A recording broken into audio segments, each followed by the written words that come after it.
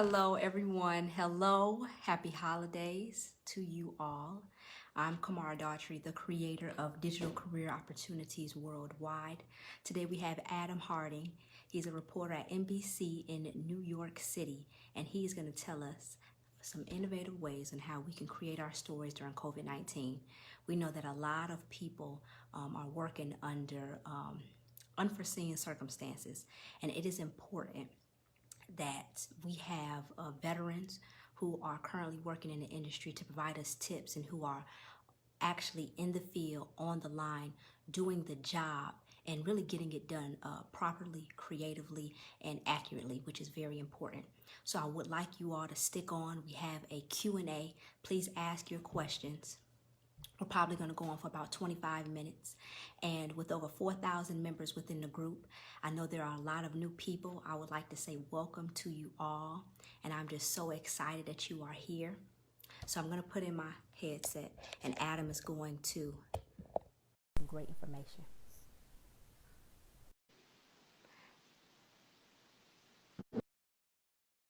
Hello, how are you? Hi, how are you? I am doing fantastic. Adam, how are you doing in New York City? It's I'm doing the best I can, I think. I mean, it's definitely it's a difficult situation, but it's a difficult situation everywhere. So, it's strange to move to a new city and the city is shut down. Actually, the first day that I started here was the day that the city shut down. So, yeah, I moved up here the first week of March, and then I started in mid-March, and it was the same day that, baseball, NBA, everything just shut down. So, and then, I could show you actually right outside, so I can see outside my window here. The city, there's like no cars on any of the roads. So I've actually been in temporary housing for 3 months because I haven't been able to move into my own apartment yet, although thankfully things are starting to get a little bit better around here. Yeah. And Adam, first we just want to say thank you. I know a lot of young journalists have reached out to you, some veterans, but you are at the number one city in the market, which is New York City. So we know that it is unforeseen and a tough circumstance, especially during COVID-19. Right now, can you just tell us a little bit of background about you? How did you get started? And where were you at previously? Yeah, absolutely. Computer. Just move over to where it's a little bit better because my internet's kind of spotty. So let me just plug in real quick. Okay, and ladies and gentlemen, please drop your questions in the comment section. I will be asking Mr. Adam.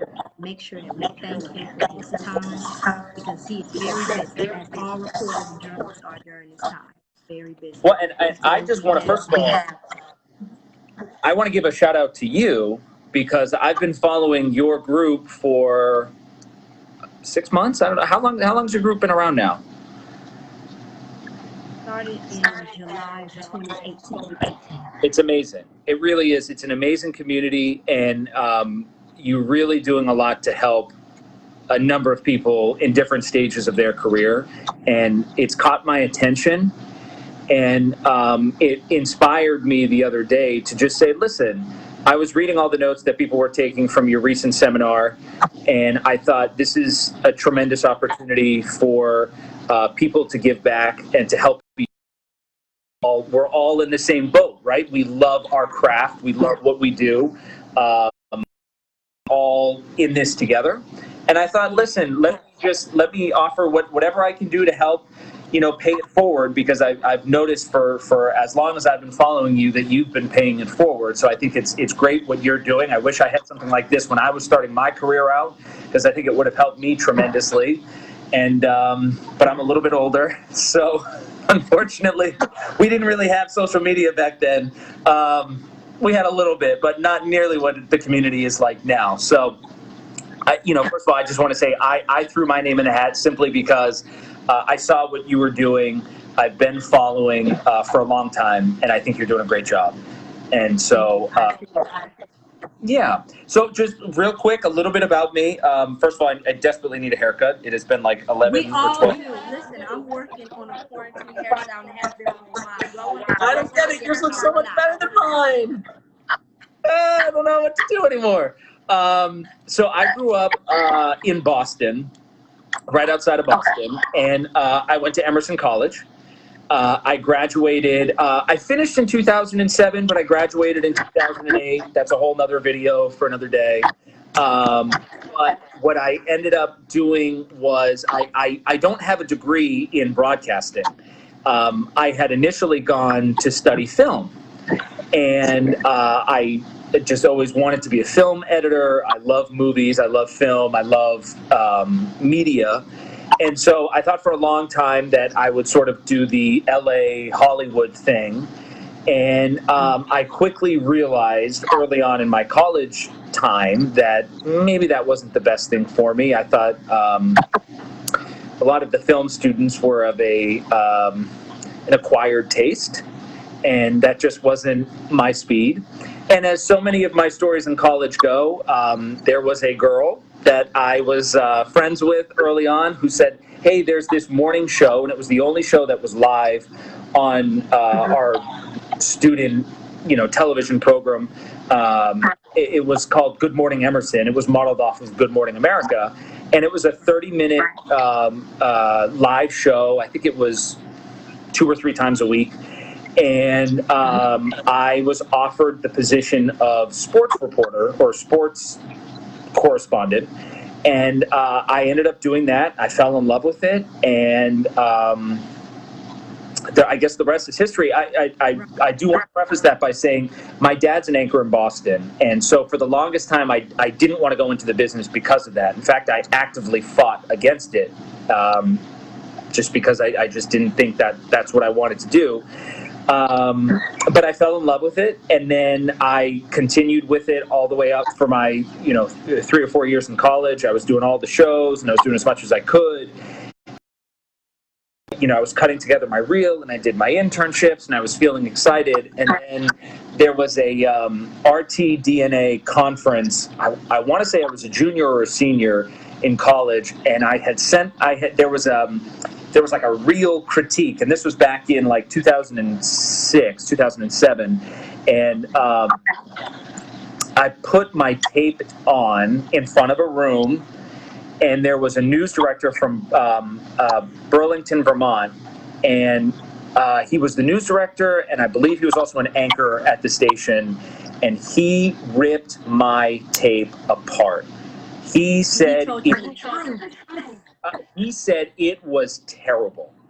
And I walked home. I went home that night, and I saw my parents, and I was like, oh my God. Here I am thinking like, I'm doing a good job, all this and all that. And he brought me down to earth so fast.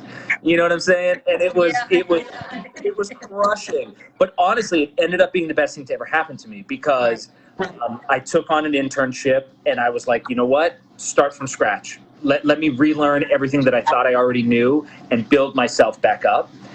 And so I finished with what I thought was a really strong tape for someone who was 21, 22. Right.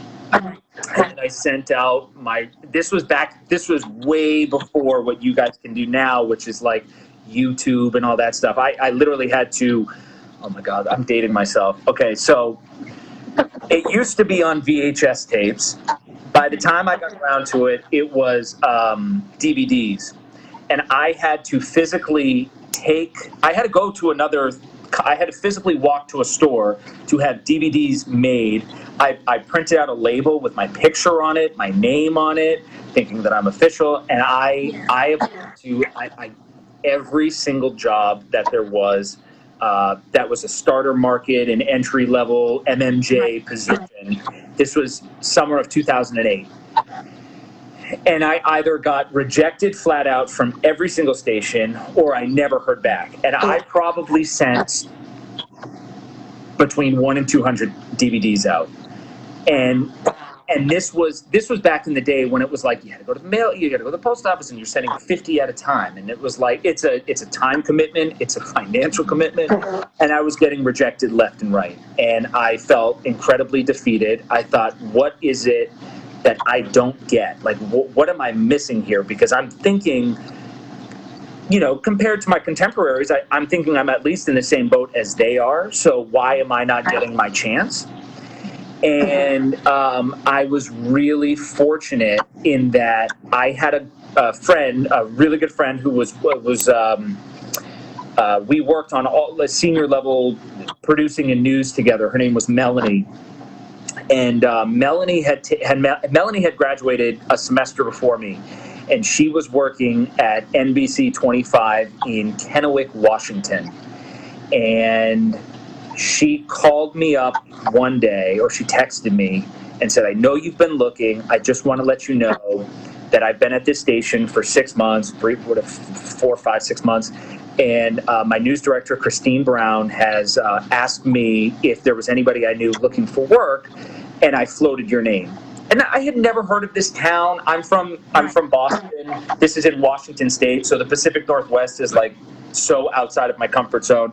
And I was like, I was so appreciative. And I got a phone call about 20 minutes later from Christine. It was a Friday afternoon, maybe around 6 o'clock at night. And Christine Brown, mind you, I had not applied to this job. I had never heard of this station. I had never heard of this town, nothing. And she called me up and she said, my name's Christine Brown. Melanie gave me your name. She kind of came in with the right set of skills. So I figured your college has basically taught you enough to get a foot in the door. I want to offer you a position as an MMJ. I've seen some of your stuff. Job pays $19,000. And she goes, here's the deal. We don't have the money to fly you out. I need to know by Monday if you want to accept this job. So this was Friday night. She goes, I need to know first thing in the morning if you want to accept this job. And if you do, I expect you to be out here in 2 weeks on the air. And wow. Oh my goes, goodness. yeah, Now you yeah, have she to said, tell us, what were you're first of all, you're excited you got the job. yeah, Now it's like I asked myself, do I really want this? right. And honestly, I tell people this all the time, like, you have to commit 150% to this. It is not a job. It is not a job. Yeah. It is a passion, it's a calling. It is what we love. It is what we breathe. And so she said, I'll give you 2 weeks I was a waiter at the time at an Italian restaurant. She goes, I'm going to give you 2 weeks to put in your time, your 2-week notice, so you can quit whatever job. She didn't know anything about me. She goes, whatever you do for work, I'll give you 2 weeks to quit, put in your 2-week notice, and then I expect you on the air 2 weeks from Monday. And I thought, oh my God, this is it. This is what we're doing. I guess we're going in. And so I ended up taking the job. I was a weekend MMJ for $19,000 in working for the NBC affiliate, Channel 25 in Kennewick, Washington. I owe everything to my friend Melanie for getting me the job. And in turn, about a year-ish later, I returned the favor to another Emerson alum who was in the same boat as I was. He then turned the boat around a year, 6 months later to another kid. So before you know it, in a small station of maybe 20 on-air people within a year and a half, 2-year frame, there were 4 people from my college working there. And that's the time you made the quit. Yeah, and I fully believe that because I got told no 200 different times, or even worse than no, nobody even responded to me. So I owe everything to somebody for putting their neck on the line for me. And without them, who knows what I would be doing right now? I might not have ever started in this business whatsoever, because at the rate I was going, I was striking out left and right. I saw a question about, did I have any money saved up? No, I had no money. I had maybe... And a lot of the young journalists, they don't. People, they try to have a savings account, but honestly, when you are even in the first job or you are making ends meet, you are looking to get by. Because like you said, this is not a job. When I started off with my first job, it was not a job. It was, I loved it like I love it now. But let me ask you, when you first started off in Washington State, you talked about you start off as the weekend immigrant kid, but you also had to get some foundational skills. Your writing, what was the level of your writing? Because Kristen L. Pope and Lindsay, who was one of those owners, they hone a lot on your writing because a lot of people they have writing tests before they even fly you out for an interview. So how did you get over that hump? So when I was still in college, I did an internship at New England Cable News, which is now it's now owned by NBC News. It's the NBC affiliate, but that was maybe a year or two ago they became the NBC affiliate. But for a long, long time they were a non-union cable station that I interned at, and the advantage of Boston is a town that has a lot of unions in it, and we can get into the whole union non-union station thing. That's a whole nother conversation. But the advantage for me as a 21-year-old was they were able to shoot stand-ups for me, and I had a reporting internship with a guy named Scott, and Scott hammered the importance of writing, and he shared with me, I'll never forget it, he shared with me a letter from a network news anchor from like the 80s. And he, like me, kind of was always a news nerd and had written him early in his career and showed him a script and got a handwritten note back about the value of the written word and how important these stories are, and every single word, because we're always so limited with time, how every single word matters in our scripts. And he hammered that into me, the importance of writing. And I do think the one thing, if I hang my hat on one thing, it's writing. And even last night, I worked the 11 o'clock news last night. I got a text message from my content producer. So the way it works in New York is you have an executive producer, you have a show producer, and then you have an individual content producer. And my content producer last night, her name was Sam, and she would send me this video, and I would send her this. Oh, I need this. Can you send me this? And she wrote me last night, and she just said, wow, the writing. The story was the writing, and the story was about coronavirus, right? 99% of everything I've done in New York has been about COVID. But the way we structured the story last night was, and I think this is a great example, just as a microcosm of my bigger approach to stories, is so actually I can read you some of the script. So Yes, and you're going to have some young journalists who take notes, so they'll be tagging please, you. yeah, and I want to extend the door. Anybody who wants to, I've gotten a ton of messages in the last couple of days, which, by the way, everyone who has messaged me has tremendous work, and I do believe a lot of that is because of the seminar that you helped them. Like I said, this is stuff that I needed when I was their age. And now I'm just old. And I'm still learning as well. Kristen and Lindsay and even Jade, storytelling during COVID-19. But Kristen and Lindsay, they honed the writing. And when I was at my first station with my digital manager, he did too. He was on me, and me and him, we used to go over court documents of different people, but we would sit down even when it was after 5 o'clock. You know what I'm saying? He would tell me, listen, this is how you need to write. This is your attributes, the difference between the deputies and then the police. It was simple things like that that we, I'm so glad you mentioned that.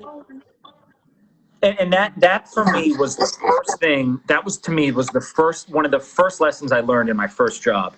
Was there is such a difference in sometimes the smallest of details, right? So you can go to a shooting, and so I was working in Washington State. I was in Kennewick, Washington, my first job, and these were things that at 22 I just didn't know. So there was the Benton County Sheriff's Office, and let's say they respond to a shooting or a fire or a break-in. I would have said at the time, officers say X, Y, and Z. Well, no, if they're with the sheriff's office, they're deputies. Or if they're with the city police department, they're officers. And it sounds silly, right? But it's the smallest of details that you don't, I guess I didn't know what I know now, which is how city governments work, how city departments work, how county departments work. These are little things that I never even thought about. So they're not all officers. Some of them are deputies.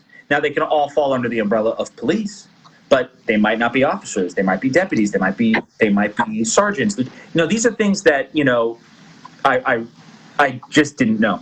So going back to writing, last night I'm doing a story about Long Island reopening on Wednesday for phase 1. And I had done a package at 6, and now we are working on the 11. And late-ish into the night, I want to say around 8:30 or 9, with we just randomly find a guy who's runs a bowling alley. And bowling alleys are considered entertainment, which means they wouldn't be reopening until phase 4 of their, you know, The process. which for phase 4 means he's probably about 6 to 8 weeks away from opening. So he's already been closed since March. He's realistically talking about July or August. So we're doing this. I always approach stories the same way. And let me preface that by saying there are no black and white rules. Everything is in a world of gray, but I try to operate similarly. My is go micro, macro, micro, which is start small. Tell me about the little lady baking, you know, in her business. Then I go macro and I say, this is why the outside world needs to care. Immediate person or this immediate family. Now I'm macro and I'm telling a bigger picture, but then I always want to bring the story back home as micro. So I start small, I go big, I end small. And so I'm writing these down, Adam. Class. So listen. So I'm doing this story about Long Island reopening. So my micro, the small part, is this one guy's story, this one piece of a bigger puzzle. So it's this guy who runs this bowling alley. So I say, you know, I never start with, again, never. There's no such thing as never, but 99% of the time, I don't start with just track. I'll do either a nat pop, sound, always bring in sound. Remember, viewers tend to hear before they see. So I always start with some type of nat sound. So we get into the piece. I say Keith Pappas, that's his name, runs the popular Levittown Lanes bowling alley on Long Island. Bring in a little bit more sound. Then I say his business these days is in the gutters. Because now I always think of what's a creative way to approach a story. So now I'm thinking, as I'm interviewing the guy, I'm thinking to myself, okay, how can I write this creatively? Okay, bowling gutters. Okay, so his business is in the gutters. Shut down because of COVID-19. He's hoping somebody will spare him. All right, there's a strike and a spare in bowling, a little help. He won't put a pin in his dream because pins are in bowling. So I always try to find a play on words or some type of conversational approach to a story. And so the structure of the story is, okay, this one guy's struggle to be reopening, and then I end it with, but this one guy is still weeks away, and he's calling out for help.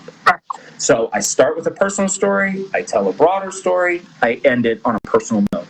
And that's, to me, the perfect way to approach a story for TV, because I think people tend to relate to people. They don't always relate to facts. They don't relate to stats. They don't relate to overly verbose, people don't want to be taking down notes while they're watching TV. They just want to be told stories. Part of learning my craft was understanding that people relate to people, that we are telling stories and not simply standing in front of a camera relaying. I couldn't tell you the last time that I did a story that included any sound from police, from a PIO, which, by the way, first job, had no idea what a PIO was. officer, because those people tend to say phrases like the suspect fled on foot, residents fled the early morning blaze at approximately 10:42. Out my system with my digital content manager, writing online. And it was a struggle. He would say, remove that suspect. You have to remove police talk. That's what they say, police talk. 100%. Get rid of police talk. And honestly, you can use, you attribute it, police say X, Y, and Z, investigators believe X, Y, and Z, but you don't need to include that in your package, your BOSA, your whatever you're doing. That was a lesson for me, because I thought, gee, I need to get a minute 30 on tape done the fastest I can. PIO might be the easiest person to get sound with, and then I can just move on to the next thing. Because typically on your first job, you're doing a package, 2 BOSATs, you're doing a bunch of work all by yourself on each shift. And nowadays, I look back on that and I think, if only I had a group like yours where I could have bounced ideas off of people, and I would have learned a lot sooner than I did, that people relate to people, and people want to know how these stories that you're reporting on, because 99% of your audience is not directly affected to whatever your single story is. Right. But you need to show the audience why they should care.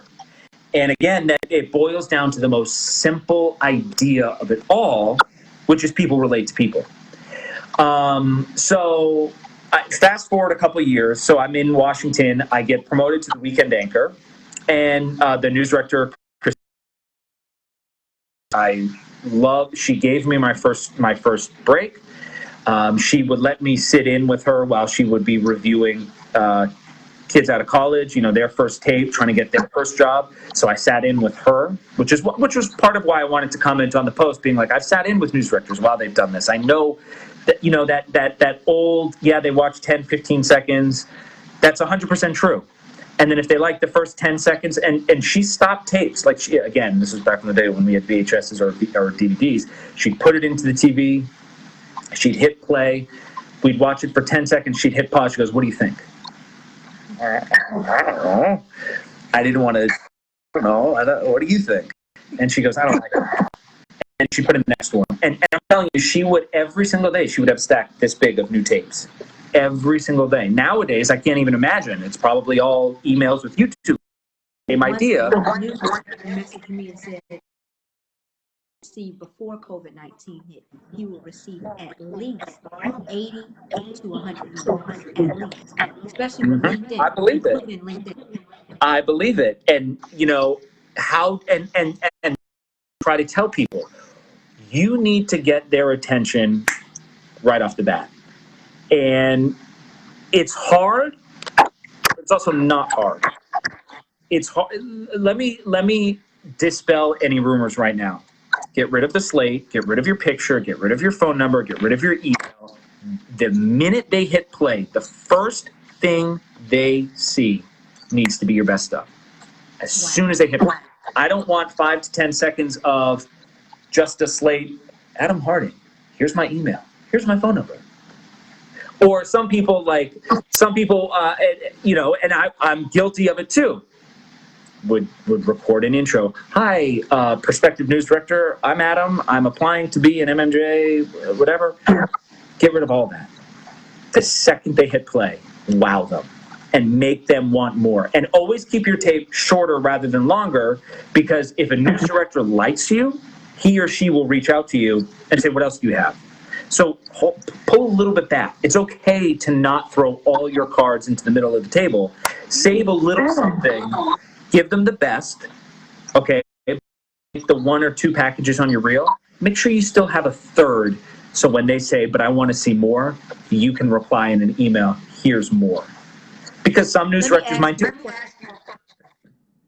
A lot of people, because we have a lot of hiring managers in this group. We also have a lot of younger journalists. said make it short. Can you Yeah. please tell us the time? And when you say throw out your best stuff, do you advise breaking news first? I mean, near-the-bar news, feature stories. What do you suggest? So I say, and that's a great question. And I tend to ramble. So please reel me in if you would. Um, I would say a rule of thumb that you can't go wrong on is 45 seconds to a minute of a montage. It's hard to say. If you are in your first job and you're looking for your second job, then yeah, I would say give me your best live breaking news, walk and talk, show and tell, be demonstrative.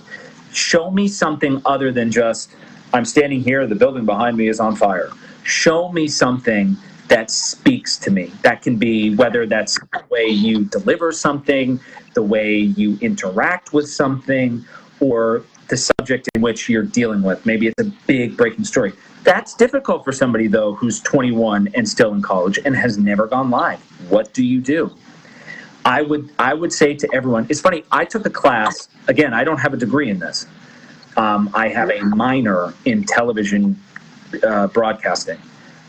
There was a course that I took where in the semester, for the entire semester, we were expected, I believe, to do 5 to 7 packages. And I thought at the time, like, oh my God, 5 to 7 packages in a whole semester? That's like so much work. I mean, I can do 5 packages in a single day now. But Right.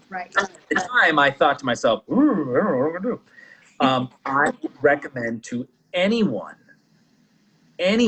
to go out with their friends on the weekends or after class, before class, shoot stand-ups, get comfortable in front of a camera, and make sure that your stand-ups that you can deliver as if it were live, a single take. That's a skill that I wish I had because my first live show, seen better days. So I would say for real, definitely keep it on the shorter end. I'm talking like 4 to 5 minutes. Give me 45 seconds to a minute of a montage. Give me your best. I want to be demonstrative. I want you to walk and talk. I want you to be conversational. I want you to be natural. And a lot of the times news directors don't even make it to that package. Mm-hmm. Just for that first job, because they believe they can coach you into how to tell the story. Right. The longer you go in your career, I'll tell you what got me the job here in New York was the news director said, yeah, you can walk and talk. Yeah, you're great live. Yeah, you can do this. But the one thing that you do is you can tell a story. So I want everyone to understand the importance of storytelling.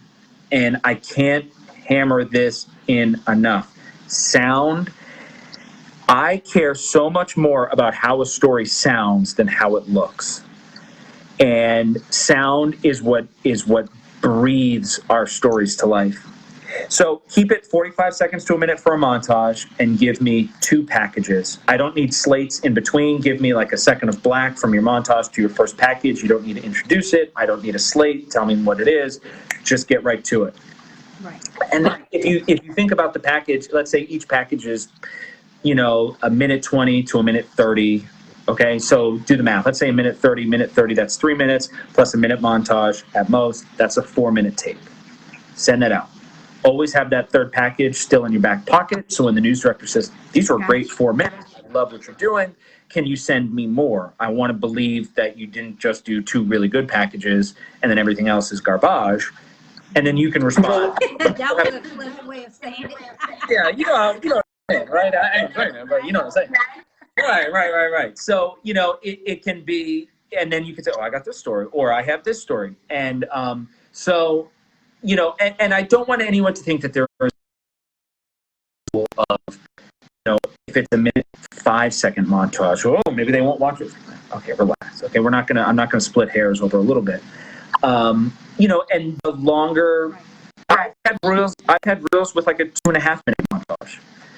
I'm doing this for a long time now, and I have a certain style, and I think, sometimes it's hard for me to boil it down to just 45 seconds or a minute.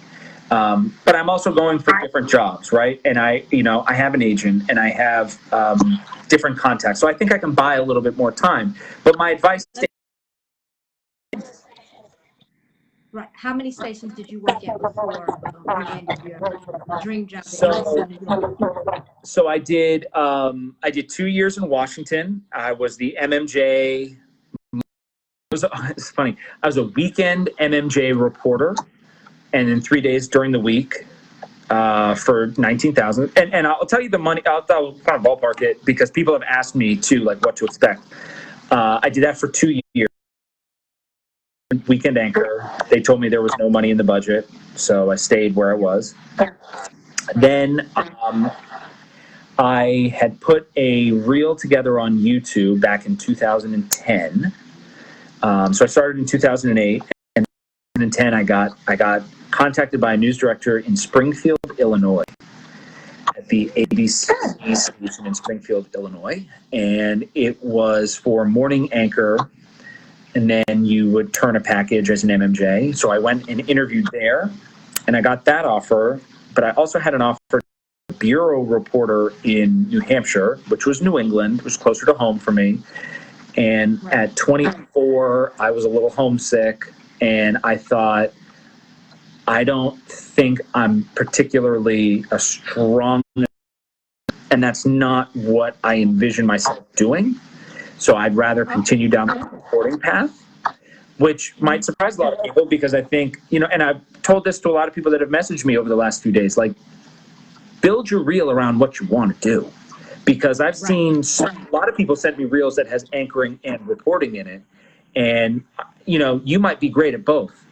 So you can make two reels, one as an anchor, one as a reporter, but ask yourself, what is it that you want this reel to accomplish for you? Do you want a reporting job? Then just give me reporting. Do you want an anchor job? Then give me anchoring. That's okay to do. Okay, somebody said, well, are you allowed to do that? I said, absolutely, you can do that. So I ended up going with the bureau reporter in New Hampshire at ABC. I was there from 2010 through 2012. Which was great because it's a political station, it's WMUR, it's the first in the nation primary, and this was leading up to the 2012 election. So I started around the midterms of 2010, and then leading into the President Obama was reelected in 2012, and I wanted to get a taste of the political world. Even though I'm not a political guy, I'm not a political reporter, politics are not my strong suit. It was a good skill to learn. My news director at the time interviewed me during the interview. We were out to lunch, and she said, it was her and the assignment manager, Dave Sakowicz, and her name's Alicia, and she said something to the effect of, when you're covering politics, how do you, where do you go with A, B, and C on a story? And I panicked. And then I took a deep breath, and I thought, and what I said, which is what I think got me the job, was every 4 years, politicians change. But it's the people that they affect that don't. And I don't want to be the political reporter who just talks to people in suits and ties, who goes to the state capitol and is just reporting on that, because people don't respond to that. People respond to the people that those policies are then impacting. And so that was my idea of storytelling. And so I worked there for 2 years. This is where I met my wife. She was a weekend assignment editor, weekday producer. And then I loved where I was, and I actually wanted to stay. But it's kind of inside baseball, but the way the bureau worked is 3 days a week you're working in one office, 2 days a week you're working in another office, and I was living close to one, but not the other. And I had said, I'd love to stay. I love my life. we had just been dating for a couple of years, my now wife. And I said, I'm really happy with where I'm at in life. Close 45 minutes, an hour away from family. I'd love to stay, but I don't want to be a bureau reporter. Right. That was more just a quality of life decision.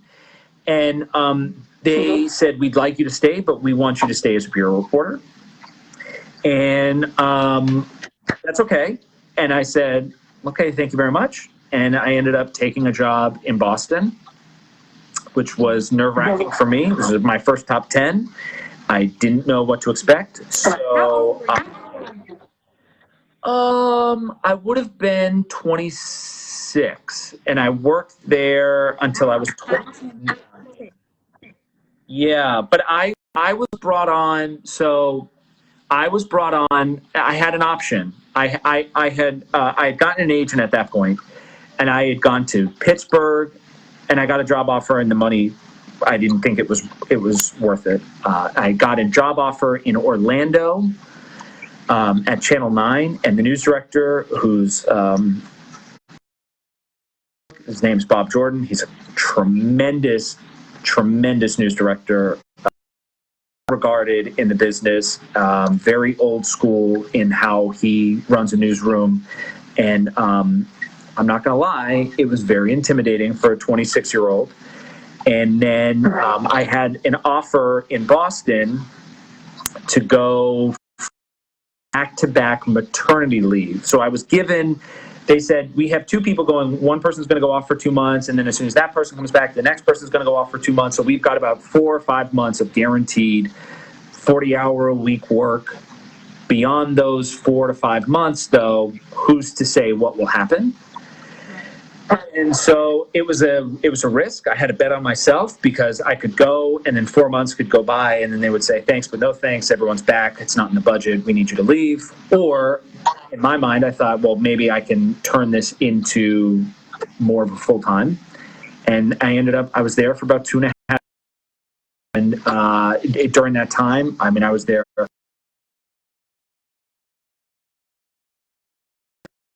Sandy. So just in terms of like the way that I was there from 2012 through January of 2015, and I left in January of 2015.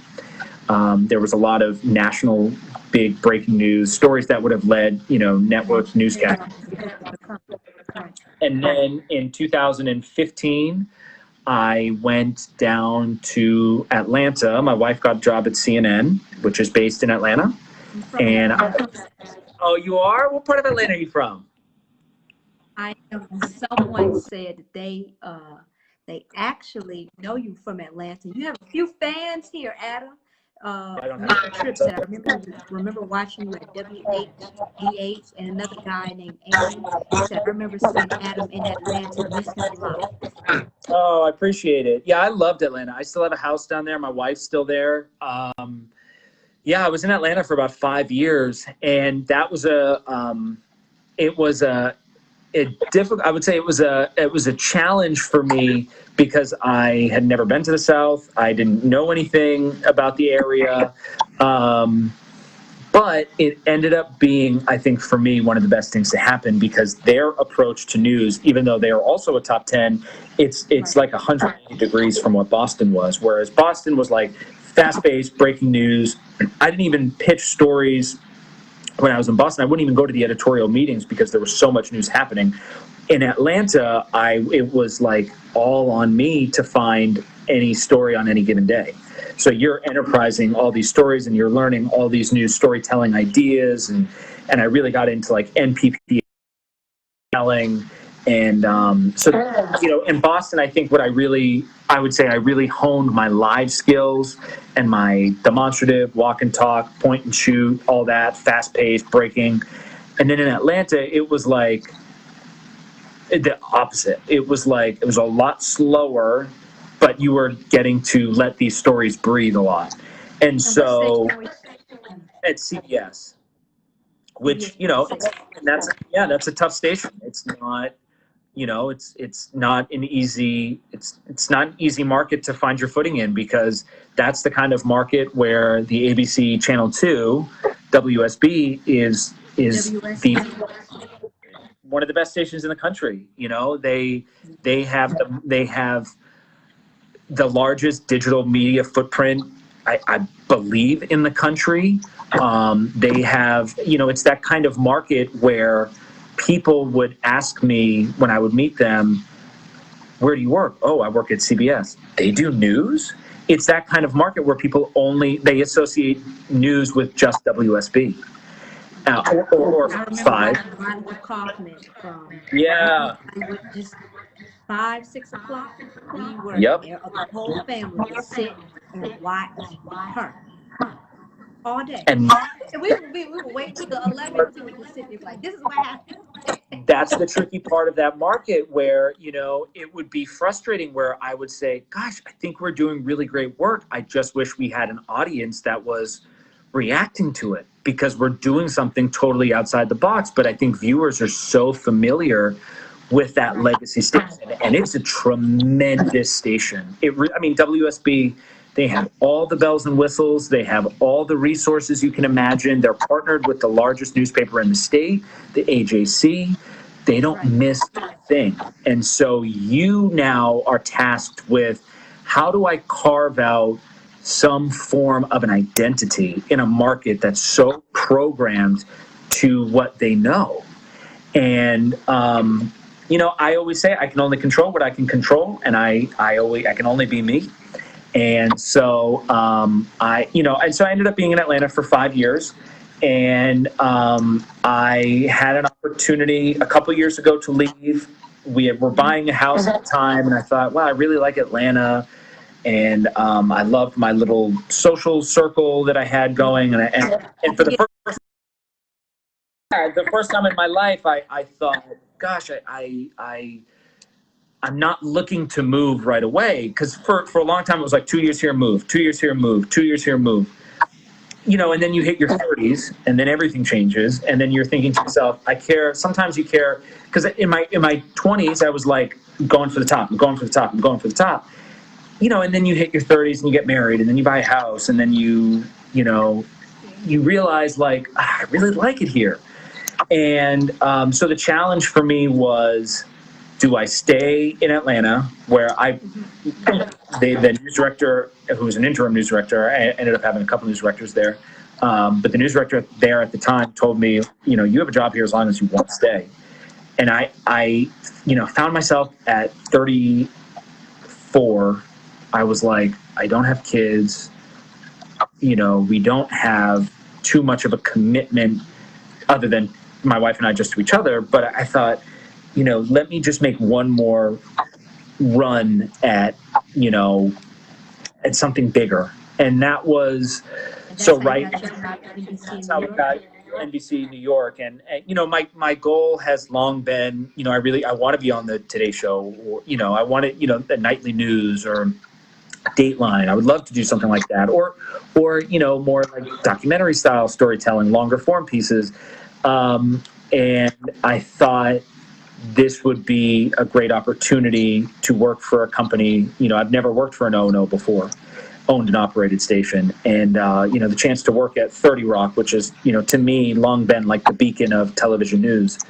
And, to have that ability to work in a building that to me represents so much, and to work for, Chuck Scarborough. Chuck Scarborough is like the most famous local news anchor in the country. And the first time he said my name in a toss, I was like, I got giddy.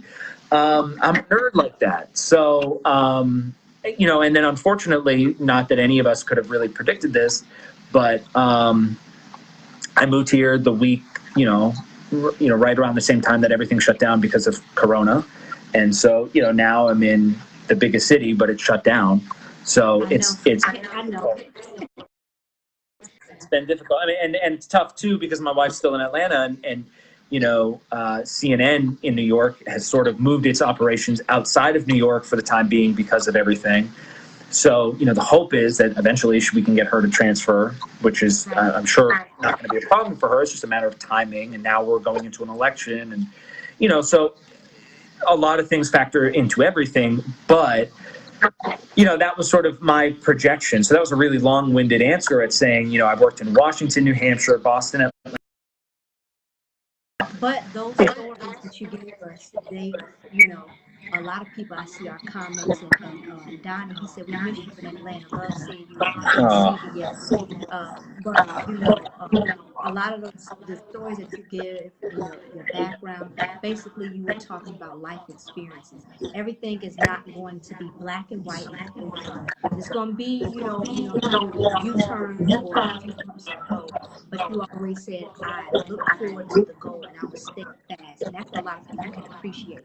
We are going to answer part of this. Great. So, ladies and gentlemen, I know that you all keep asking questions. I'm going to ask two of my own, and then I'm going to go through some of the viewers' comments. And please feel free to comment a little more as people hop on. So Please. now I saw some of your COVID-19 packages, especially, I believe, I don't know if you were in Bushwick or in Brooklyn, and you were, it was you standing and talking and doing the stand-up, and then you had also a graphic of yourself again there, and it was really creative. How are you finding innovative ways to interview people and to find different platforms to speak out during COVID-19? Well, I think it again down to the simplest thing of people relate to people. So I think the beauty of everything right now is I can leave the numbers game to the producers. So again, the macro, the bigger picture of everything. I don't really even have to worry about when I'm presenting a story about numbers and stats and figures and graphics and blah, blah, blah. That particular story was actually from a producer. She had called me. I think, I do think there's a lesson here in that I encourage anyone to find their voice, and I can't emphasize that enough, the importance of finding your voice, which doesn't always mean what you sound like, but it's how you approach stories, it's how you talk, it's how you write, it's your inflection, it's everything about the way you tell a story. And so this producer had written me, and this was maybe my second or third week at the station, and said, we found this story, we think this fits in your wheelhouse. And I said, great, what's the story? And she said, well, it's this guy in Brooklyn, and he flew a drone over because he saw a girl on the building on the rooftop across the street, and he wanted to ask her out, so he flew a drone with his phone number on it. He's agreed to talk at 5 o'clock, whatever. And it was with this photographer that I now work with every day. His name is Calvin, a phenomenal guy. And Calvin, never doesn't know me and had never worked with me, doesn't really know my approach to stories. And, maybe I have a different approach than most. I said, gosh, the story is so fun. I said, what's a fun way that we can, because I knew we weren't going to be live on it. And a lot of people believe, like, if you're a look live, shoot a stand-up intro and then shoot a stand-up tag. And I'm that's just not me. I don't really care for that most of the time. I don't need to fake that I look like I'm live. I'd rather shoot a bridge that fits into the bigger story. That's sort of a creative way of telling the story. So for that particular day, I think I had seen something on a Facebook group once, and I thought, I've never done this. It might not work out, and that's fine to experiment, you know what I mean? Like, just have fun with it. And I said, okay, so here's what I'm thinking. And I said to this guy, I'd never worked with him before, and he never worked with me, didn't know anything about me. I'm new to the city. I don't even think he knew my name back then. And I said, okay, I'm going to tell you the stand-up. It's going to sound weird, but I think in the end it's going to work. But it might not, but I think it will. And he goes, okay, what are you thinking? I said, so I'm going to stand there, and I'm going to say something, and then I'm going to stop. And then there's going to be like a 10-second pause where I don't say anything, but I'm still on camera, and then I finish my thought. And then I said, but I'm going to have you keep rolling, and then I'm going to run across the street, and I'm going to tape another thing all in one take. So when it's all one piece of tape, but what you end up doing is you crop one video in half. So you have like half the video up here and the other half over here, but it's all one full take. So I'm here, then I pop up here, and then I finish here. And so it's just a matter of timing. And I don't think he got it, while we were doing it. He was like, I'm not seeing your vision. And I said, again, it might not work, but let's just try it. And neither of us really knew how to. I never used the video. They were using Adobe Premiere. I've used Final Cut, Edius, Avid, but I never used Adobe Premiere. And so I literally went on YouTube and I said, how do you crop video? This is my first time I ever worked with him. So, we're both kind of figuring it out together. It wasn't perfect. We went back the next day and kind of tweaked it because we realized that it maybe wasn't perfect, but we both really liked that idea. And I'm all about trying something new. I mean, there's no sense in just keeping with the regular. That's right, and I agree 100%, especially when the main component when it comes to COVID-19 stories. If I was still a digital producer in the newsroom now, it would be really updating stay at home orders, what businesses are open. That is information that can be tweeted out that somebody can retweet. But what can you do to be creative and have things? That Brooklyn story really stuck out to me because I said, oh, this is something that, now it's interactive, and that's what people like to see. So let's see this. Now we're going to go into the question and answer, and I see all of the questions, ladies and gentlemen. So I'm going to get to as many as possible. Eddie Blanco, he probably messaged you. He is a student reporter. He said, what is your advice for transitioning from student reporter, where you have more time to work on the story, to working as an actual NBA with tight deadlines? He talked about that, going from Washington State and moving up into the market. Yeah, I would say, if I could go back in time to my days in college too, to get ahead of the game. So when you actually start your first job, you're familiar with these time crunches. And again, like we pride ourselves on being able to work under deadline. It's sort of a life skill that you can take with you, whether you stay in news or not. You always learn that ability to manage your time. I would say work on your writing and I would practice until I was blue in the face on my stand-ups while in college.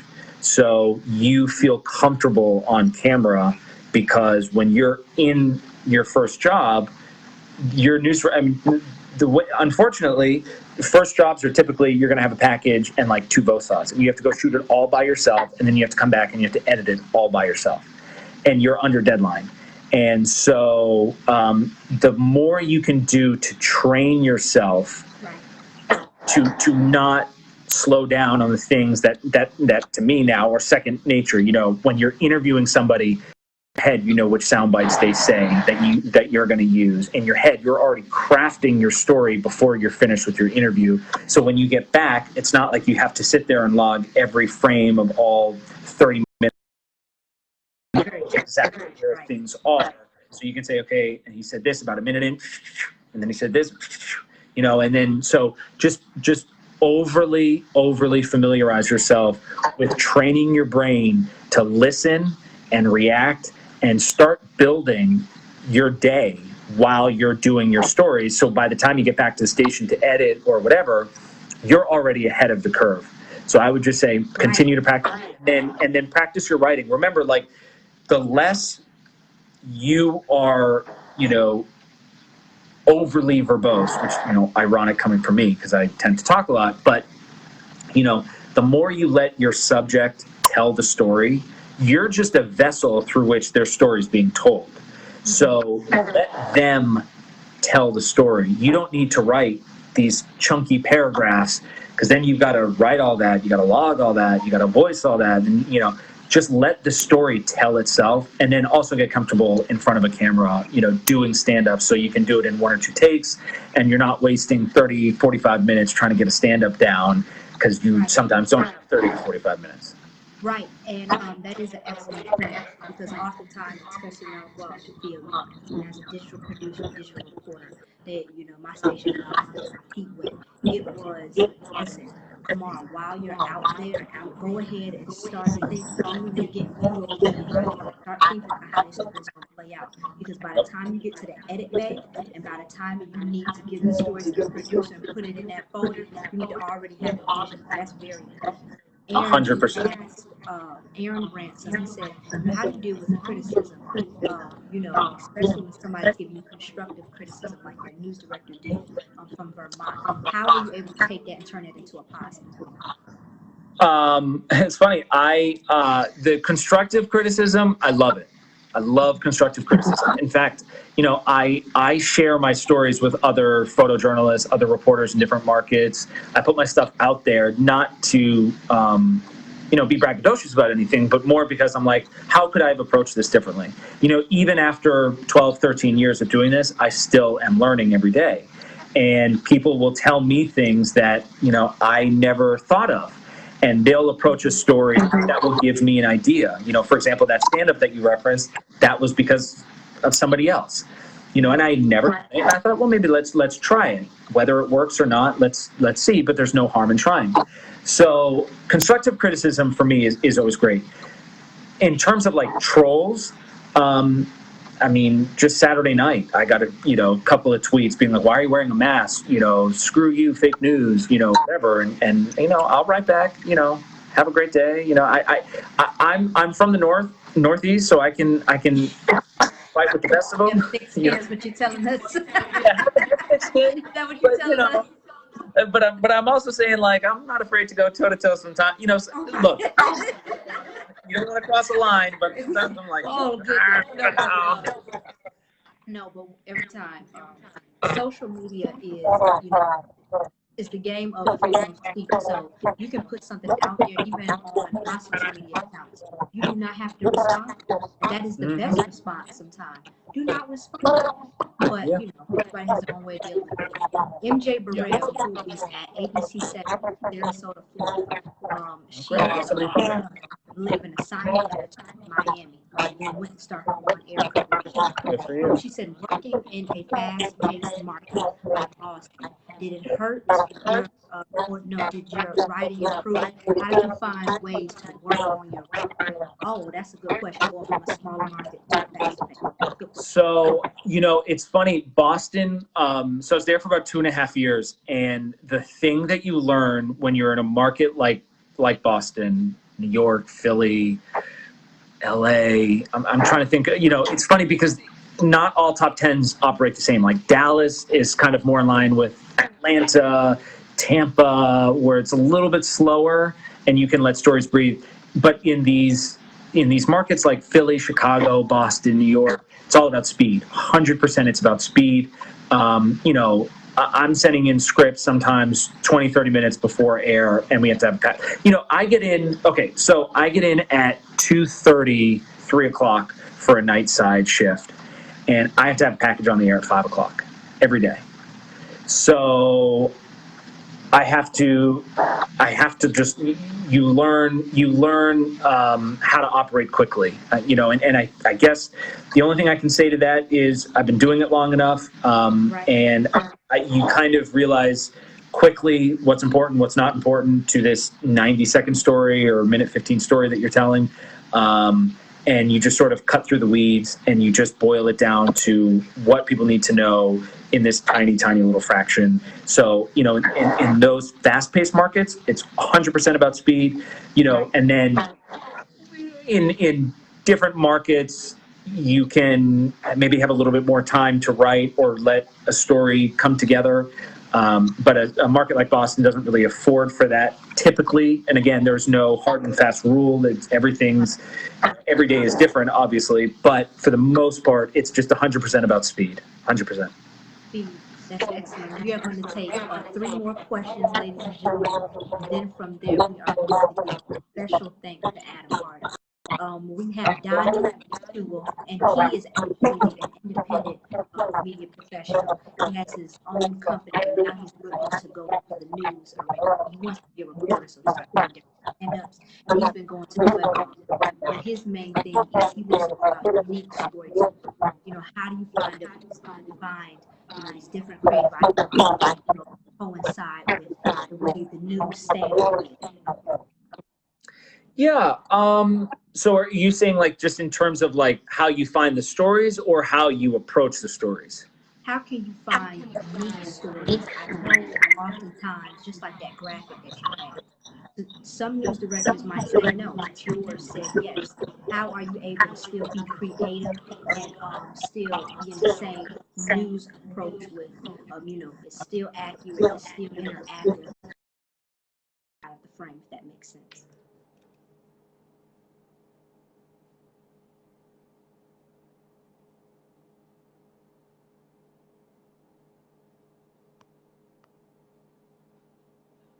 Hello, ladies and gentlemen. Let's see.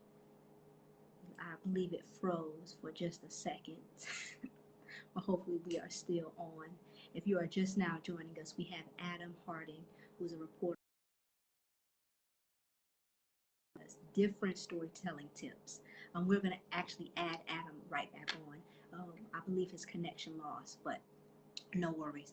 Please make sure that you send in all of your questions. We have about 2 more. And I'm going to ask your question. Dinah, your question was presented. But thank you, everyone, for joining. We are going to add Adam right back on. See if he can come back on with us and join.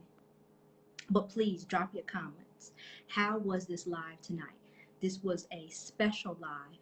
It's not every day that you get to speak to a reporter in the #1 market and that they have time. So this was definitely a treat for our group. I know a lot of you have sent in direct messages. A lot of you have sent in, just your different thanks and your gratitude, and that's important, especially when somebody has time. And this, we're going to add Adam. Thank you all for continuing to join us. We are back. Sorry. I don't know what happened. So the question was, I'm sorry, it was about, remind me. Unique storytelling. What is your approach, with finding unique stories to tell? So it's not always the same thing. Yeah, I think it's, everyone has a different way of finding stories, whether that's on social media, somebody contacts you, somebody reaches out to you, or if you know somebody. I always say, keep an open eye on everything that you do and everything that's around you, because, for example, I moved here to New York not knowing really anybody in the city. I knew a handful of people. Right. I'm not familiar with the city, but I wanted to. You can find 3 stories just going to the grocery store, which I know that sounds so cliche. But what I would say is, in terms of the approach to the stories, it's all in the pitch. And when you pitch a story to your producers, you have to be sure of the story as much. If you're unsure of the story, they're going to be unsure of the story. So own it, and make them care. And, I guess my approach tends to typically be a little bit more outside of the box. Like I found a guy when I was working in Atlanta, one of my favorite stories ever. And I wasn't really sure how the producers would go for it, but it was all in the cell. Make them care about it. It was a guy who ran a toy fair, he ran Atlanta Toy Fair. I don't know, whatever it is. And I'm like a vintage toy collector. I have collections from like 70s, 80s, and 90s. Like, that's my hobby. And I thought, how fun would it be to do a story with this guy whom I've never met, but I heard of him. And when I find these kinds of stories, I then think, okay, how is this going to make for good TV? And so I was like, let's do a stop motion package where the toys come to life. And my stand-up, I go from being human to a toy. Or I did a story here in New York on Mother's Day where, with the chalk, where I was like, okay, so I know this woman's going to be doing chalk art. How can I think of something creative? Can she draw me? Yeah. Okay, maybe we can have her draw me in 3 or 4 different ways. So when we take a picture of each of the 3 different phases, so it looks like my mouth is moving and my hand is coming up or down and whatever, and it's stop motion, but it's in chalk. So, I always try to think visually. I always try to think in terms of audio. I try to approach the story. I was like, okay, let's say everybody in the market's going to be doing the same story. What's the one thing that I can do that people will say, yeah, but you know what? He did this when everybody else did that. Right. So I think a lot of people will tend to say, because look, we're under deadline all the time. We're juggling a lot of different things. We don't always have time to get super creative, or we don't always have time to do the extraordinary. But what's one thing that I can do to make this story memorable? And that's my approach to every story. story. Donnie, that successfully answered your question. That was a great answer. We have two more questions, and then we are going to close out because Mr. Adam, he has to get some rest. He's in New York City. Aaron, he asks, I realize that news reporting involves a lot of ad-libbing.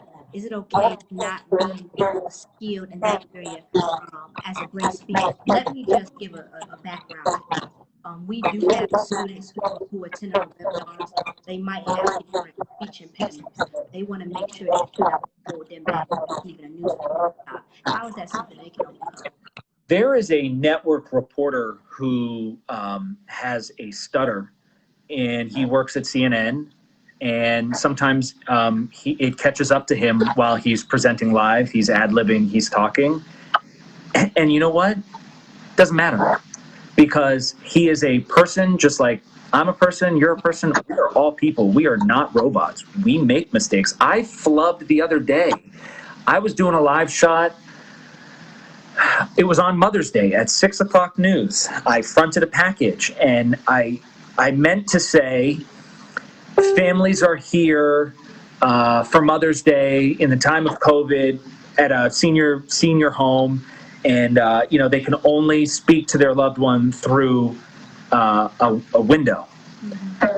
What came out of my mouth was like a pane of glass. Or I don't even know how I worded it, and I got a bunch of tweets being like, LOL, how funny is that? Like, you had like word vomit diarrhea, like you messed up. And like, okay, and I laughed it off, and I wrote, haha, I can't believe how silly I am. Happens all the time.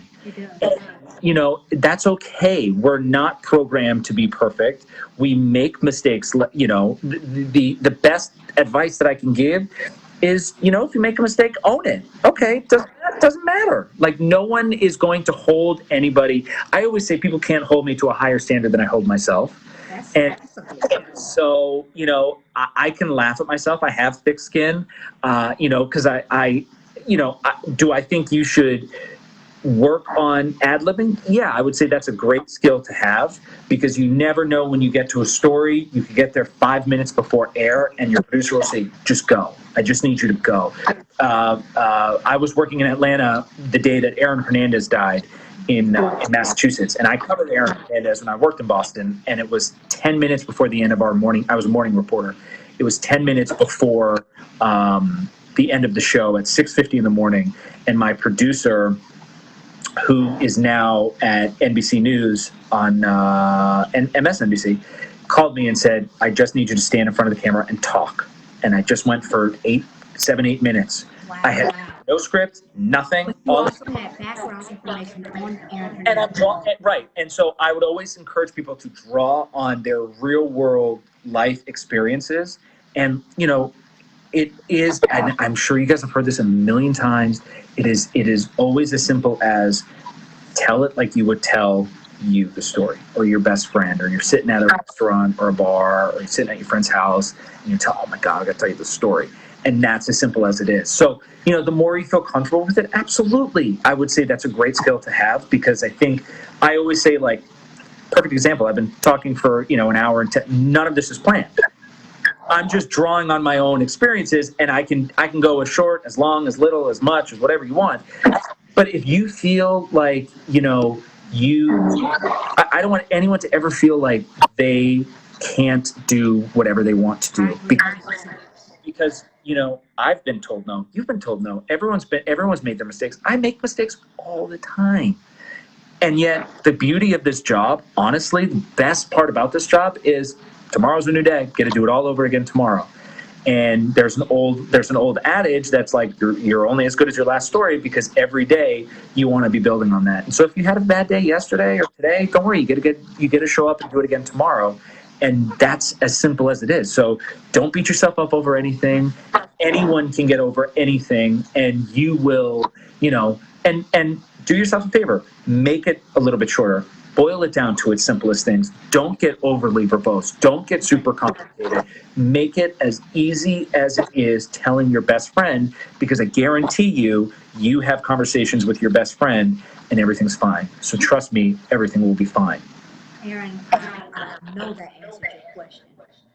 And you definitely would get an on-air job because he's been reaching out to people, developing his reel. So you keep going. Last question. And Donnie says, thanks, Adam. Please, Oh, everyone, thanks, if Donnie. you are watching, please do some type of reaction. Please put thank you as gratitude in the comments.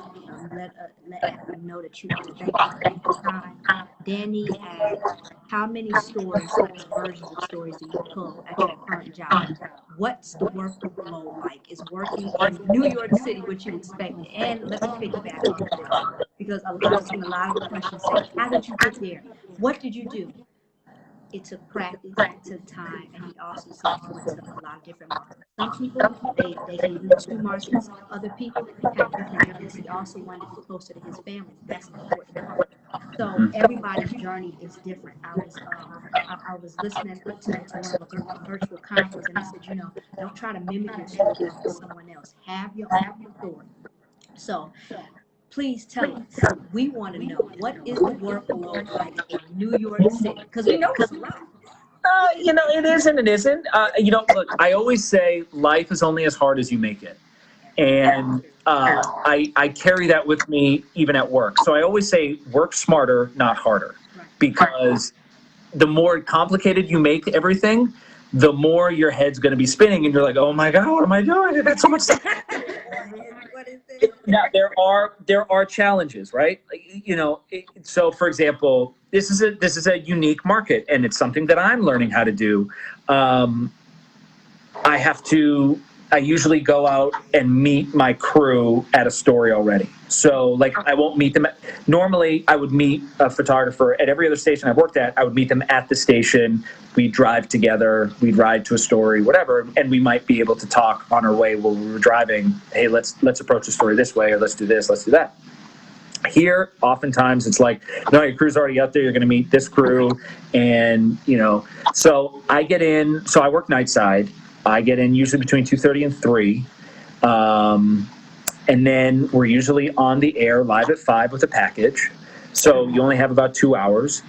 And then you take a break. Always get dinner. One of the best pieces of advice I ever got was never skip a meal. There you go. always find time for a bathroom, for a meal, a cup of coffee. Trust me, there are things that we all need to make it through the day. No. Yeah. And then we do a package, usually on a different story for 11. So I'm usually turning out, I would say, probably 2 packages a day. Sometimes we're doing 2 packages a day, and then at 10 o'clock, there's a fire down the street. We need you to go front that live too. So, maybe doing something different live.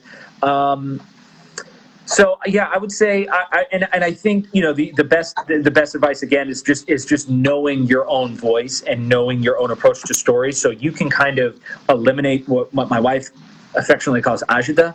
Like, just get rid of the agita that's around you. Like, there's no sense in getting bogged down by all of the noise. Just know what you have to do to get what you need on the air.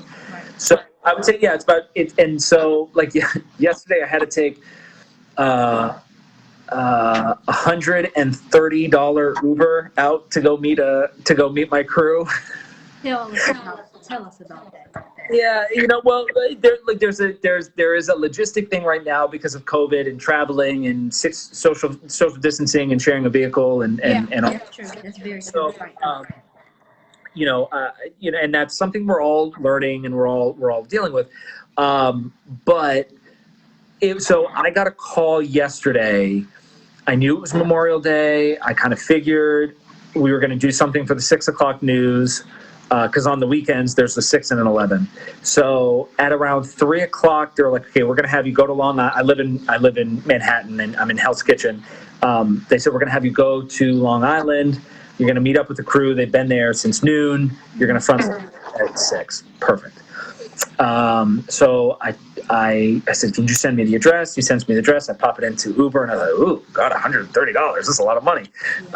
Fortunately, I'll front the money, but I'll get paid back for the money, thankfully. But I get there, it may be 4:30. I knew that they had sound with the governor and I knew, so I said, great, I need some real people sound, because again, people relate to people. So at 4:30, I get with my photographer. I said, let's just walk over to the boardwalk. Let's get a couple of sound bites. Boom, boom, boom. By 4:40, we're back at the truck. I haven't seen any of the video, but I knew, because I work with, I may have told you this, but there's an executive producer, there's a show producer, and then I have a content producer who just works with me.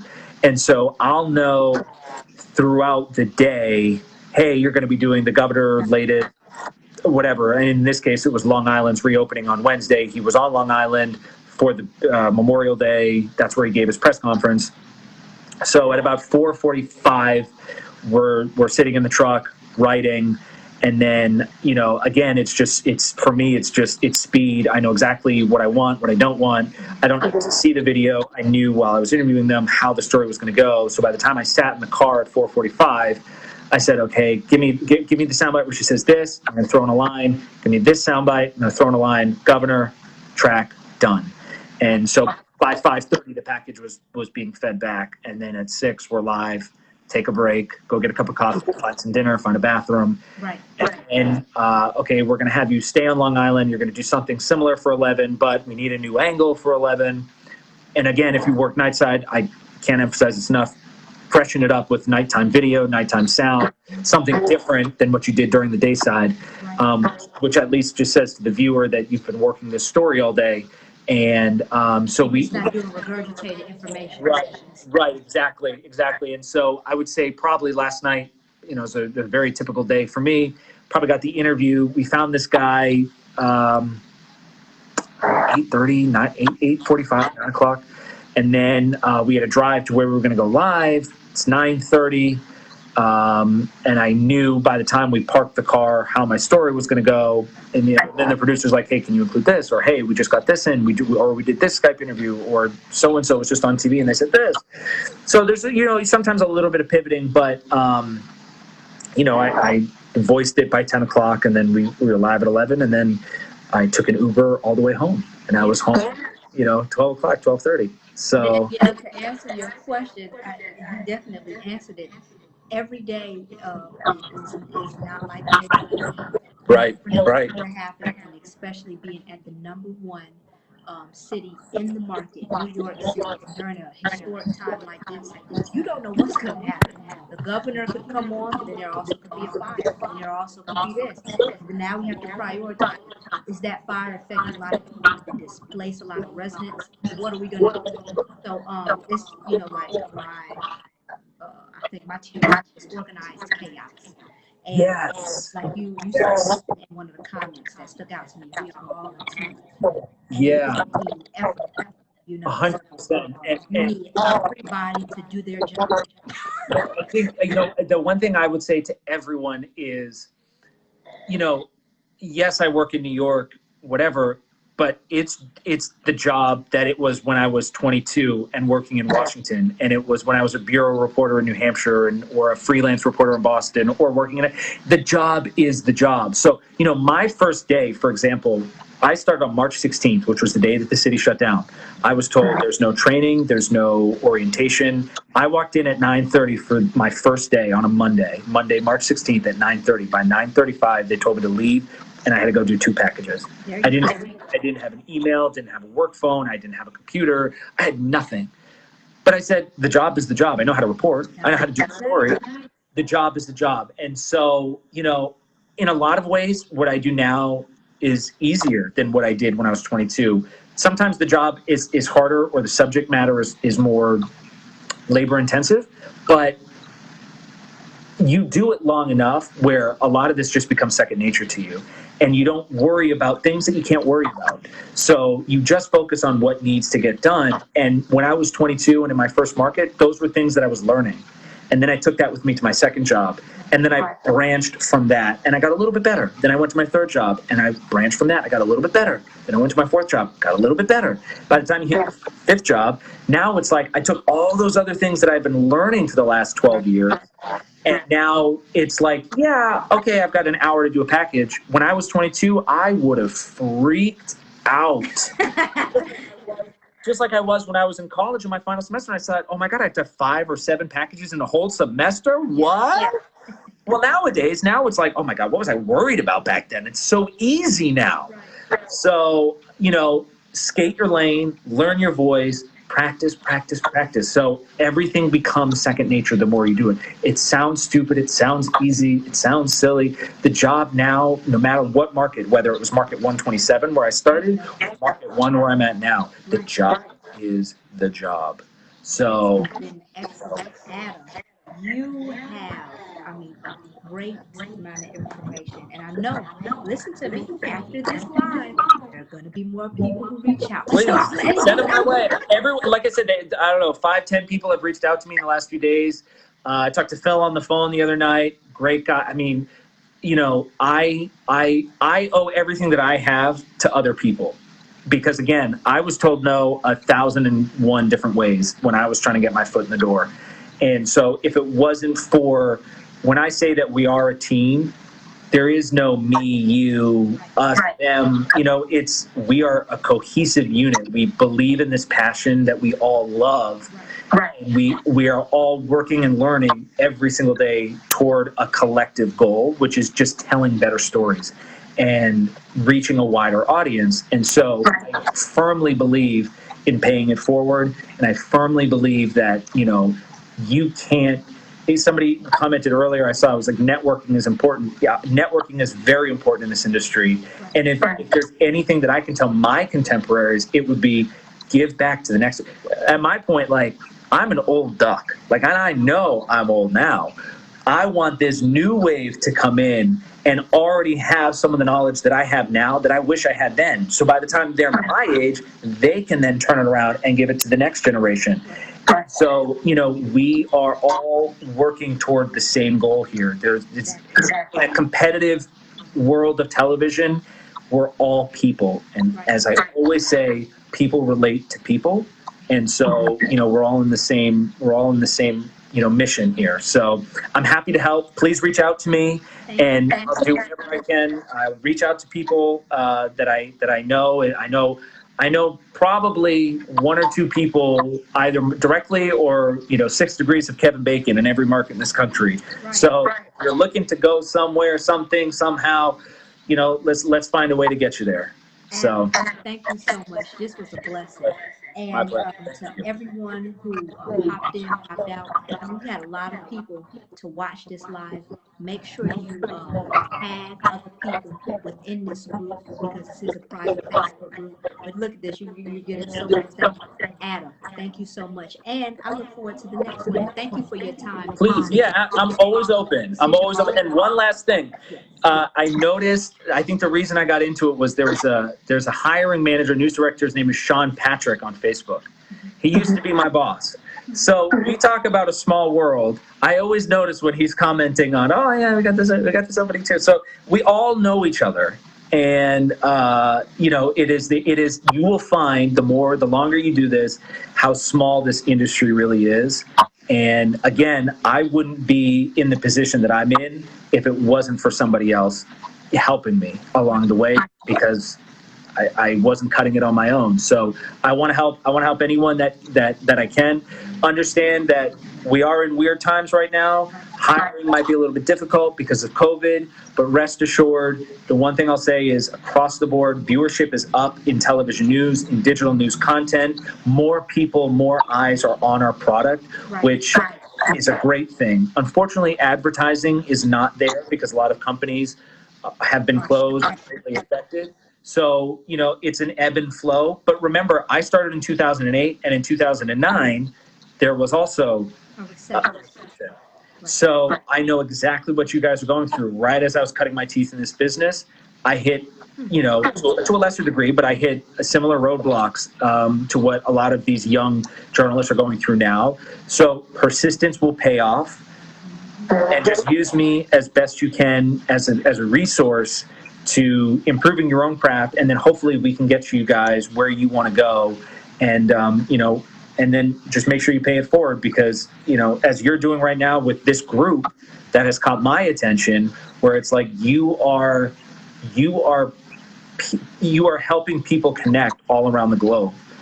which, you know, am I still there? Yes, you are. Just remember that you are doing a tremendous job. And so anything I can do to help you guys, just let me know. Thank you so much, Adam. Make sure you all tell Adam thank you, whether you DM him and say, hey, listen, this is what I caught from that, but I know this was an amazing live. Adam, we look forward to your next live within the group. Anytime. And I just look forward to hearing more creative stories, because I really like that story in Brooklyn. I really do. Nothing but time, guys. Nothing but time. Nothing but time. All right. Talk to you later. Thank you. You take care. Have a good night, everyone. You Good too. luck.